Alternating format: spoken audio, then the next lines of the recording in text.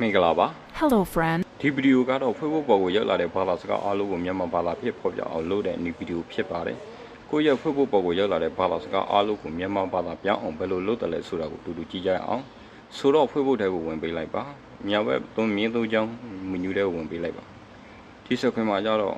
Setting and Privacy ကိုနှိပ်ဝင်ပေးလိုက်ပါဒီစခွင့်မှာကမျှပြထားတဲ့လူပုံစံနဲ့ Setting ကိုထပ်နှိပ်ပေးပါ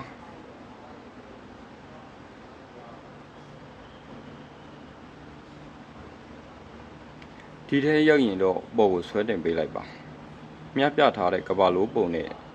language and region ကိုထပ်နှိပ်ပေးလိုက်ပါ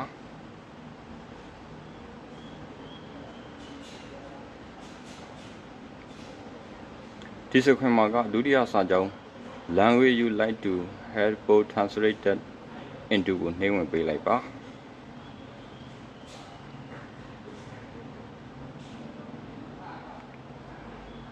ဒီစခွင့်မှာကဘာသာစကားကိုရေးချယ်ပေးရမှာဖြစ်ပါတယ်ပေါ်ကိုဆွဲတင်ပေးလိုက်ပါ